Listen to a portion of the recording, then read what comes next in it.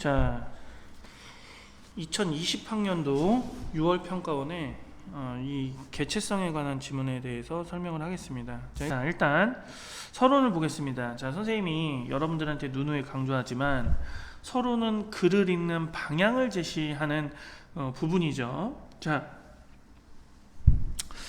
우리는 한 대의 자동차가 있고요. 우리는 한 대의 자동차가 있고 그 다음에 바닷물이 있는데 얘네 둘을 비교했을 때 자동차는 개체라고 해. 하지만 바닷물은 개체라고 안 한다. 어떤 부분이 모여서 하나의 개체를 이룬다고 할 때 이를 개체라고 부를 수 있는 조건은 무엇일까? 굉장히 중요하고요. 자, 이 글의 핵심적인 내용이 바로 개체라고 부를 수 있는 조건. 이게 바로 이 글의 주제입니다. 자, 개체성의 조건이 무엇이냐라고 말하면서, 자, 일단 유사성은 아니다 이렇게 말하고 있고요. 자, 일란성 쌍둥이가 유사성이 있지만 걔네들을 동일 개체로 보진 않죠. 자, 그래서 부분들의 강한 유기적인 상호작용 그 조건으로 흔히 제시된다 그러면 유기적 상호작용 굉장히 중요합니다. 자, 근데 유기적 상호작용이 언제 나오냐면 또 마지막 단락에 나오거든요. 그래서 개체라고 부를 수 있는 조건은 유기적인 상호작용이다. 하나의 개체를 구성하는 부분은 외부 존재가 개체에 영향을 주는 것과는 비교할 수 없이 강한 방식으로 서로 영향을 미치고 있다. 그러니까 서로 영향을 준다. 근데 여기서 유기적이라는 게 무슨 뜻이냐면은 상호 관련성이 높은 이런 의미로서 여러분들이 이해하시면 될 것 같습니다. 자, 상이한 시기에 존재하는 두 대상을 동일한 개체로 판단하는 조건도 물을 수 있다. 그러면 자, 이거는 동일 시기에 대해서 말하는 거고, 얘는 상이한 시기의 조건은 뭡니까? 판단하는 조건, 요것은 인과성이다 이렇게 말하고 있죠. 자, 그러면 개체라고 부를 수 있는 조건은 첫 번째는 유기성, 그 다음에 두 번째는 인과성. 그런데 자, 유기적 상호작용이 그 동일 시기에 말하는 거고, 얘는 상이한 시기. 그러니까 여기서 얘가 나오죠. 과거에 나와 현재에 나. 자, 여러분들 보시면 지금 위에서 예를 든 게 자동차입니다. 그리고 이 자동차는 여러 개의 구성 요소가 유기적으로 상호작용을 하기 때문에 그 여러한 구성 요소들을 하나의 개체로 본다. 자, 여기서 인과성에서 예를 든 게 뭐냐면 과거의 나, 이전의 나가 있고 시간이 지난 뒤의 나도 얘네들을 동일한 개체로 보는 거죠. 이것은 얘네들 사이에 뭐가 있기 때문에 인과가 있기 때문이다. 이런 설명을 하고 있습니다. 자, 내가 세포 분열을 통해서 새로운 개체를 생성할 때도 나와 나의 후손은 인과적으로 연결되어 있다. 나와 나의 후손은 동일한 개체는 아니지만 나와 다른 개체 사이에 비해서 더 강한 인과성. 그러니까 자, 지금 밑에 나와 나의 후손은 동일한 개체는 아니지만 인과성이 있는 얘는 동일한 개체로서 인과성이 있는 얘를 설명을 하고 있죠. 자, 그러면 지금 이 단락에서 첫 번째 단락, 두 번째 단락에서 이 글의 주제에 대해서 설명을 한 거고요. 그래서 이 개체성에 논란이 있는 그런 부분으로서 미토콘드리아로 들어가기 전에 이 부분은 뭐냐면 그 미토콘드리아 부분을 설명하기 위해 필요한 전제 개념을 설명하는 파트입니다. 자, 전제 개념이 뭐가 있냐면 세포가 있겠고요. 그 다음에 DNA가 있겠고요. 그 다음에 복제하고 증식해서 번식하는 과정을 통해서 DNA를 후세에 전달한다. 그럼 이 DNA는 후세에 전달된다. 자, 그리고 진핵생물의 진핵세포와 원핵생물의 원핵세포가 있다. 자, 진핵세포는 이렇게 되어 있죠. 자, 원핵세포는 이렇게 되어 있죠. 그래서 진핵세포는 세포질에 핵이 있는 애고, 얘는 핵이 없고, 얘는 이 핵 안에는 DNA가 있고, 그죠? 자, 진핵세포의 세포질에는 막에 둘러싸인 여러가지 세포 소기관이 있다 이렇게 말하죠. 그러면 지금 여러분들 여기서 중요한 거는 세포가 있고 그 세포에는 DNA를 가지고 있어서 복제와 증식을 하게 되고 그 다음에 진핵세포와 원핵세포가 있는데 진핵세포는 핵이 있고 그 다음에 DNA가 있고 그 진핵세포의 세포질에는 그 막으로 둘러싸인 여러 개의 세포 소기관이 있다 이렇게 말하는 거고 여기서 이제 미토콘드리아가 등장합니다. 미토콘드리아가 그 세포의 소기관이다 라고 말하고 있는데 지금 이 글은 무슨 글이죠? 미토콘드리아를 설명하는 글이 아닙니다. 자, 이 글은 개체성에 관한 고찰입니다. 개체성이라는 것을 개체로 인정할 수 있는 조건은 크게 유기적인 상호작용과 인과성인데 자, 우리 미토콘드리아를 한번 볼까 라고 하면서 미토콘드리아가 원래는 박테리아의 한 종류인 원생 미토콘드리아였다는 이론이 제기가 되었다. 이것이 세포 내 공생설 또는 공생발생설 이렇게 여러분들 표시를 하시면 되는데 자, 이게 같은 말인데 자, 얘네들은 공생관계를 지속하다. 그러니까 얘가 지금 여기서는 세포 소기관이라고 했는데 원래는 박테리아의 한 종류인 원생 미토콘드리아였다는 거야. 그러니까 자, 미토콘드리아가 다른 개체였다는 겁니다. 그래서 여기서 미토콘드리아의 어떤 세포 내에서 미토콘드리아가 그 세포와 공생관계에 있었다라고 말을 하는 거죠. 자, 진핵세포를 가진 진핵생물이 탄생했다. 자, 봐봐. 여기서 중요한 거. 이게 굉장히 중요합니다. 자, 이 이론에서는 두 원핵생물 간의 공생관계가 지속되면서 진핵세포를 가진 진핵생물이 됐다. 그런데 이거를 여러분들이 잘 구조화시켜야 되는 게 두 원핵생물이니까 원핵 생물과 원핵 생물이 결합을 해서 어떻게 된 거야? 원핵 생물과 원핵 생물이 결합을 해서 진핵 생물이 진핵 생물이 되는 거죠. 생물이 되는 거지. 그런데 이 진핵 생물은 뭐로 이루어져 있어? 진핵 세포로 이루어져 있고 자, 여기서 원핵 생물 하나가 뭐야? 원생 미토콘드리아로 얘는 박테리아라고 했죠. 그런데 얘가 이제 뭐가 된 거야? 진핵세포의 소기관이 된 거야. 이렇게 여기서 그냥 미토콘드리아가 된 거지. 그러니까 여기서 세포 소기관이 돼버린 거죠. 그냥 미토콘드리아. 그러면 여러분들 여기서 지금 요거를 잘 봐야 돼. 자, 요거를 잘 봐야 돼. 자, 원핵 생물은 진핵세포가 됐고 또 다른 원핵 생물은 세포 소기관인 미토콘드리아가 됐다. 이렇게 여러분들이 보셔야 되죠. 그러면 자, 봐봐. 이렇게 됐어. 서로 다른 생명체를 가정하는 것은 어느 생명체의 세포 안에 다른 생명체가 공생하는 내부 공생 관계도 마찬가지다. 그러니까 세포 안에서 공생하는 내부 공생 관계도 마찬가지다.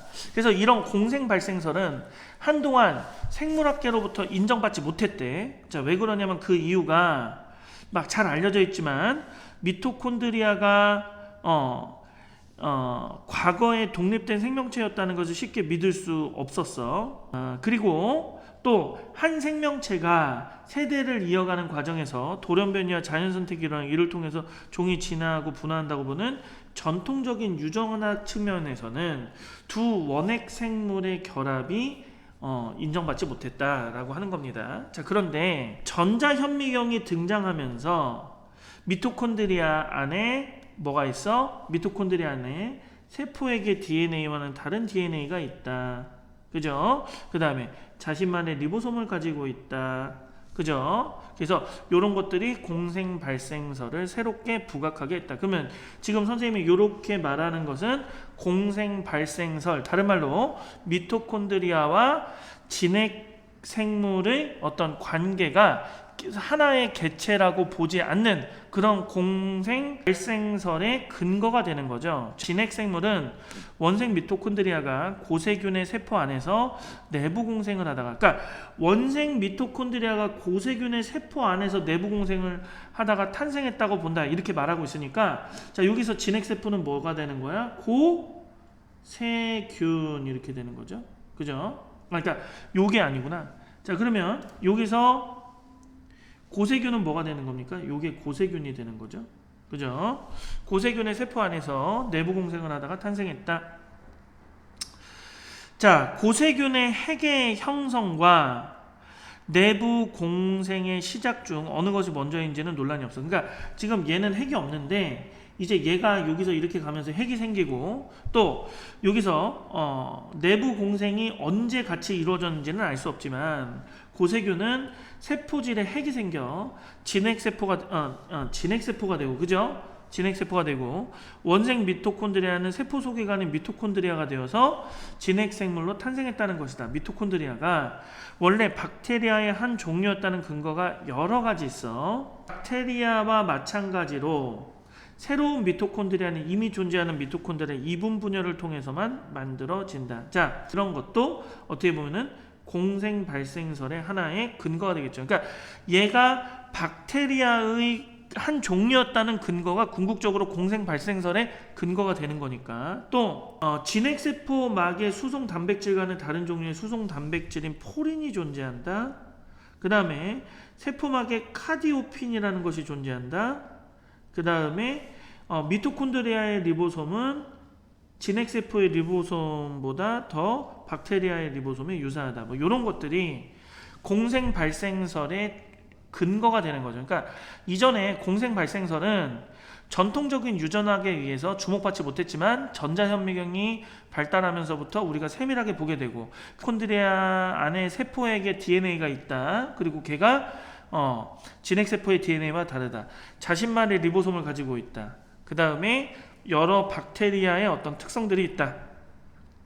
자, 그러면 이것은 미토콘드리아와 진핵생물의 개체성을 부정을 하는 거죠. 자, 그런데 여전히 고유한 DNA를 가지고 있지만 지금 여기서 공생관계로 보지를 않는 이유는 무엇인가?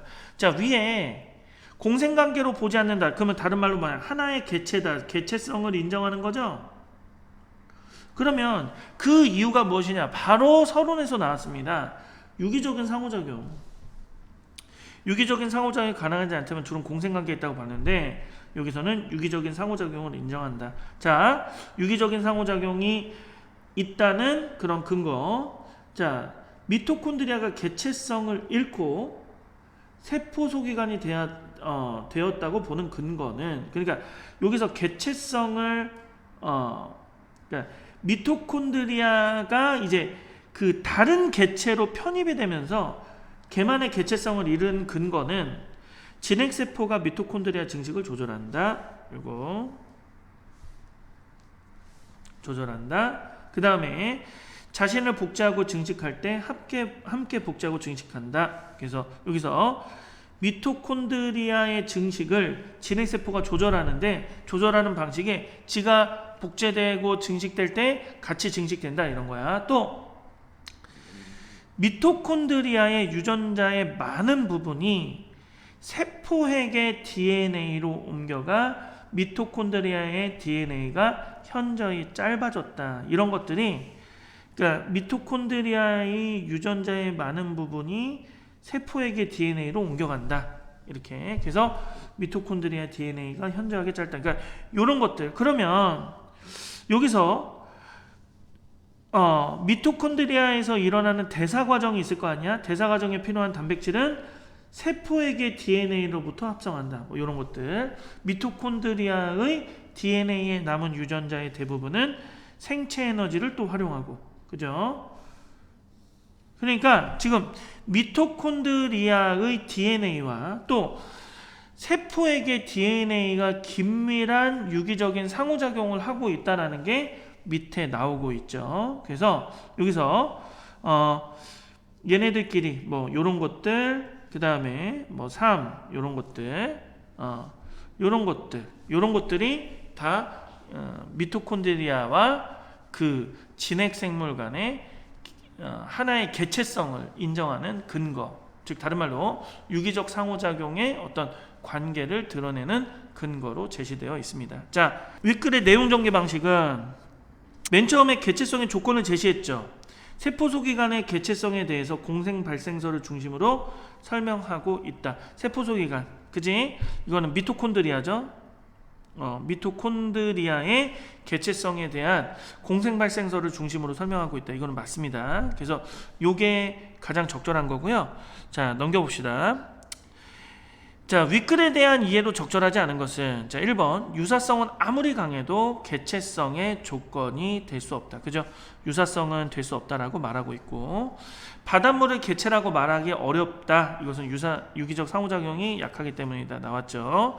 새로운 미토콘드리아를 복제하기 위해서는 세포 안에 미토콘드리아가 반드시 있어야 된다. 이 진핵세포가 복제될 때 미토콘드리아도 같이 복제되지만, 미토콘드리아가 복제되기 위해서는 미토콘드리아의 이분 분열이 일어난다. 이렇게 나와 있고, 미토콘드리아의 대사 과정에 필요한 단백질을 미토콘드리아의 막을 통과하여 세포질로 이동한다고 했는데, 미토콘드리아의 대사 과정에서 필요한 것은 세포질로부터 오는 거니까 방향이 반대가 된 거죠. 그래서 답이 4번이 되는 겁니다. 자, 그리고 얘들아, 원핵 세포와 원핵 세포가 결합해서 진핵 생물과 세포 소기관이 이렇게 되는 거죠. 세포 소기관이 이렇게 되는 거죠.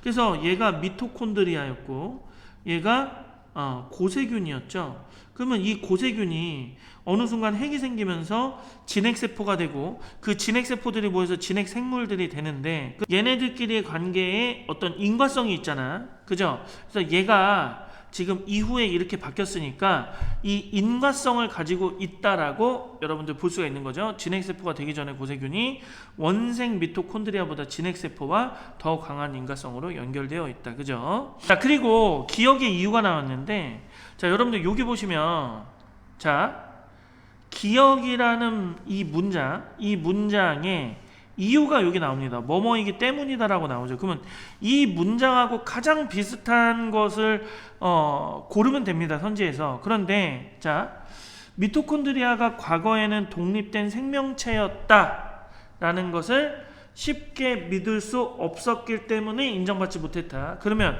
미토콘드리아가 독립된 생명체가 아니었다라는 말과 가장 유사한 말, 그것과 가장 유사한 말이 바로 5번입니다. 자신의 고유한 유전 정보를 전달할 수 있다. 다른 말로 독립된 생명체, 이거를 독립된 생명체로 볼 수 있는 거죠. 자, 그 다음에 지금 4번 문제 보겠습니다. 지금 여기서 각각의 세포 소기관이 박테리아로부터 비롯됐다고 판단할 수 있는, 다른 말로 공생 발생설의 근거를 찾아라, 이런 말이죠. 자, 보겠습니다. 자, 이분 분열 맞죠? 그죠? 기억 없는 거 다 틀린 겁니다. 그죠? 자, 그러면 우리가 디귿하고 리을만 보면 되는데 다 보겠습니다. 세포 소기관이 자신의 DNA를 가지고 있는 것과 진핵세포의 리보솜을 가지고 있는 것, 진핵세포의 리보솜과 다른 리보솜을 가지고 있는 거, 이렇게 되니까 니은은 볼 것도 없이 틀린 거죠. 자, 그러면 결국에는 디귿이 맞는지 리을이 맞는지 보겠습니다. 세포 소기관이 막으로 둘러싸여 있다는 것과 막에는 다량의 수송 단백질이 있다. 여기서 수송 단백질 중에 포린이 있는 것을 확인하였다. 이렇게 돼야겠죠? 그죠? 그냥 단순히 수송 단백질만 있다고 되는 것이 아닙니다. 그래서 얘도 틀렸습니다. 그래서 디귿이 틀렸고 답은 2번 다량의 카디오핀. 그러니까 이렇게 포린이나 카디오핀 같은 거는 진핵세포와는 다른 수송 단백질을 의미하는 거죠. 그죠?